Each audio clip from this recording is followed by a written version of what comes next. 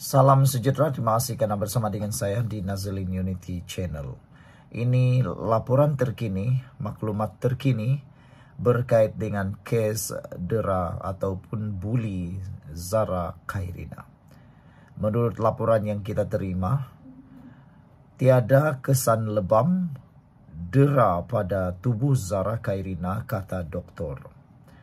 Dapatan terkini ini atau maklumat terkini ini adalah maklumat yang kita tidak pernah dengar sebelum ini.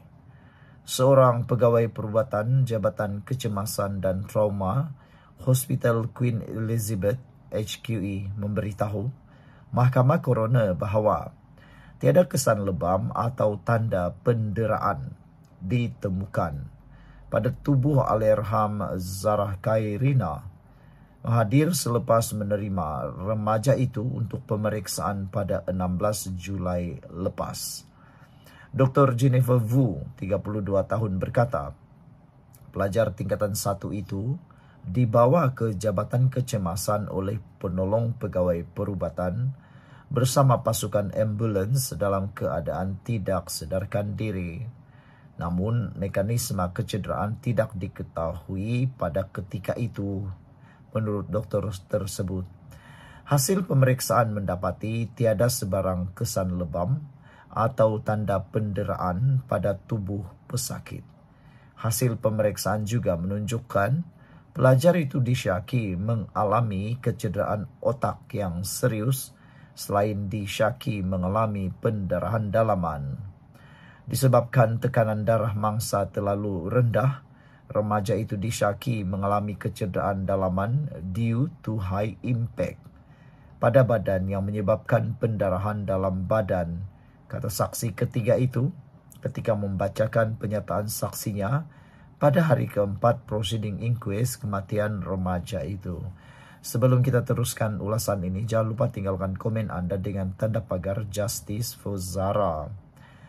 Doktor ini berkata, amaran trauma diaktifkan pada jam 4.42 pagi. Sebelum itu, izinkan dulu saya kongsikan kepada Anda semua. Ini terapi imun Transfer Factor for Life. Terapi imun yang meningkatkan daya imun badan kita sehingga 400%. Secara umum dan ringkasnya, apabila imun badan kita lemah, apabila imun badan kita bodoh, apabila imun badan kita tidak seimbang, kita kena penyakit dan sukar sembuh daripada penyakit. Bahkan penyakit akan berakar di dalam tubuh badan kita, terus bercambah bertumbuh dalam tubuh badan kita. Tetapi terapi imun ini mengajar, mendidik dan juga menguatkan imun badan kita serta menyeimbangkan imun badan kita supaya apabila imun badan kita jadi kuat, seimbang dan bijaksana, imun badan itu akan mengenal mana satu lawan, mana satu kawan, lalu menghapuskan akar penyakit itu. Transfer Factor ini lulus KKM, halal, diperakui oleh dokter-dokter di seluruh dunia dan juga di Malaysia.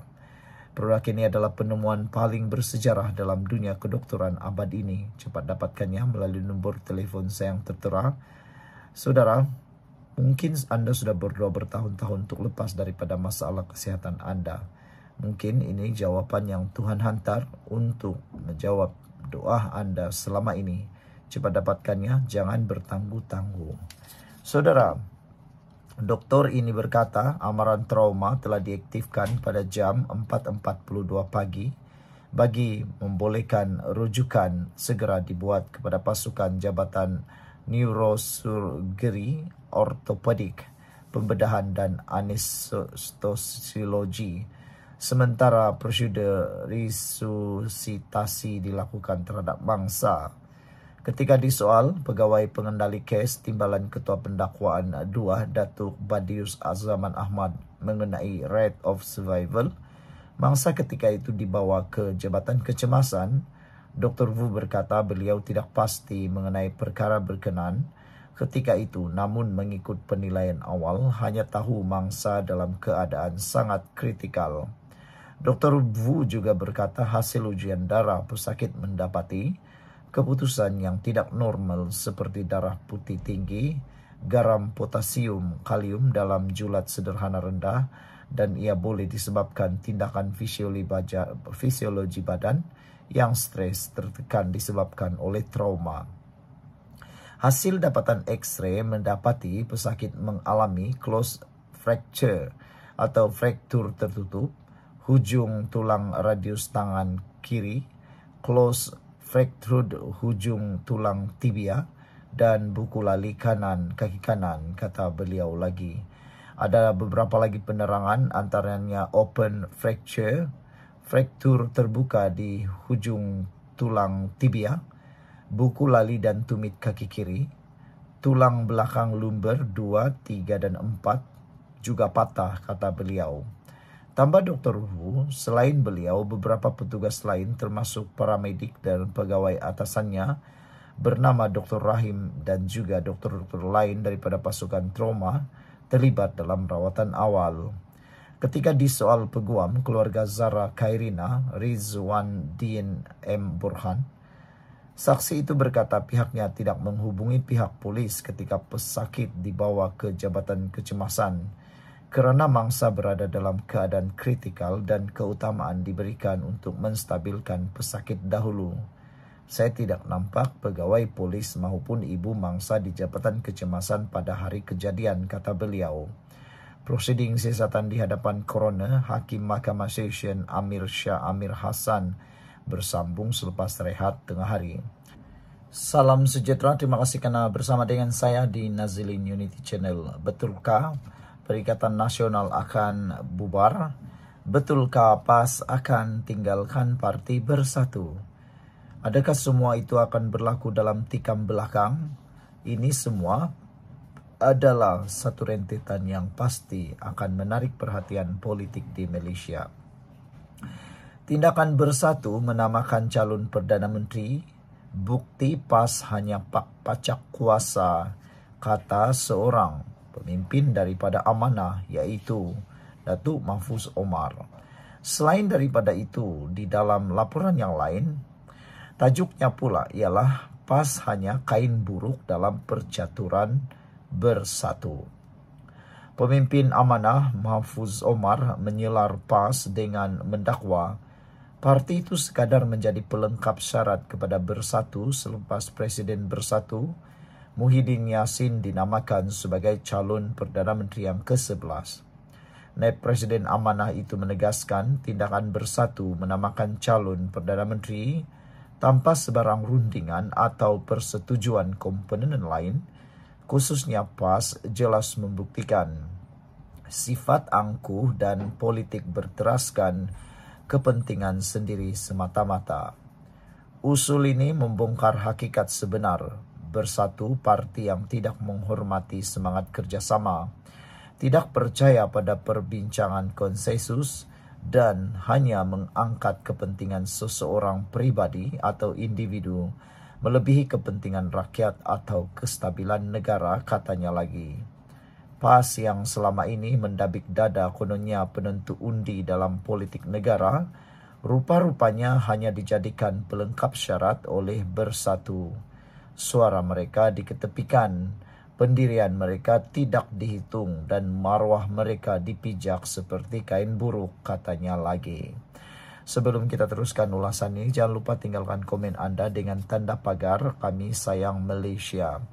Sebelum itu, izinkan dulu saya kongsikan kepada Anda semua, ini terapi imun Transfer Factor for Life. Terapi imun yang meningkatkan daya imun badan kita sehingga 400%. Terapi imun ini mengajar, mendidik, dan menguatkan imun badan kita sehingga 400%. Bahkan, ia juga turut menyeimbangkan sistem imun badan kita dan imun badan kita. Apabila imun badan kita kuat, apabila imun badan kita bijaksana, apabila imun badan kita seimbang, kita sembuh daripada semua jenis penyakit kerana imun badan kita lah yang akan menghapuskan semua jenis penyakit yang ada dalam badan kita, yang tersembunyi dalam badan kita. Cepat dapatkan produk yang hebat ini, terapi imun ini, melalui nombor telefon saya yang tertera, WhatsApp saya di nombor itu. Produk ini lulus KKM, diperakui oleh dokter-dokter di seluruh dunia dan di Malaysia, halal. Dapatkannya melalui nombor telefon saya yang tertera. Produk ini mungkin jawapan kepada doa Anda selama ini. Saudara, apa yang memberikan kita satu pengertian baru ialah, jika beginilah layanan terhadap rakan kongsi paling setia, maka jelaslah PAS tidak lebih daripada sekadar pak pacak kuasa dalam percaturan politik bersatu, kata Mahfuz. Mahfuz mengulas resolusi Perhimpunan Agung Tahunan Bersatu yang sebulat suara meluluskan usul menamakan presidennya sebagai calon Perdana Menteri. Semalam beberapa pemimpin PAS dilapor melahirkan rasa kurang senang dengan langkah bersatu itu. Ahli Jawatan Kuasa PAS Pusat Anwar Musa menegaskan penamaan calon Perdana Menteri bukanlah keutamaan, sebaliknya usaha memperkukuh parti dan mengukuhkan mufakat wajar diberi tumpuan. Timbalan Presiden PAS Tuan Ibrahim Tuan Man pula berpandangan PAS tidak perlu mengikut langkah bersatu menamakan calon Perdana Menteri. Menurut Mahfuz, tindakan tergesa-gesa bersatu itu mendedahkan rapuhnya gabungan yang cuba ditonjolkan sebagai kononnya alternatif kerajaan. Katanya, perebutan kuasa dan ketidakjujuran telah mencemari gabungan itu sejak awal lagi. Belum pun berpeluang memerintah semula, sudah bergolak dengan perbalahan siapa yang layak menjadi Perdana Menteri, kata Mahfuz.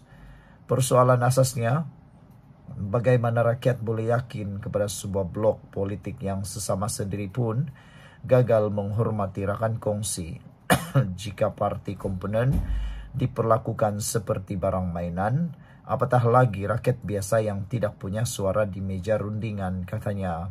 Rakyat harus membuka mata. Ini bukan soal siapa menjadi Perdana Menteri semata-mata, tetapi soal apakah negara mahu terus dibelenggu oleh gabungan yang retak dari dalam, dikuasai oleh perebutan kuasa dan ditunggangi agenda pribadi. Bersatu dengan tindakan ini telah membuktikan bahwa mereka bukan pejuang kestabilan, kata Mahfuz. Jauh sekali pembela rakyat, sebaliknya mereka adalah punca perpecahan, kata Mahfuz lagi. PAS pula, meskipun cuba memaparkan diri sebagai parti berpengaruh, ternyata rela dipinggirkan demi secebis kuasa, katanya juga bekas ahli parlimen Pokok Sena. Sekian untuk kali ini, jangan lupa tinggalkan komen Anda. Tinggalkan komen Anda dengan tanda pagar Kami Sayang Malaysia. Bye-bye.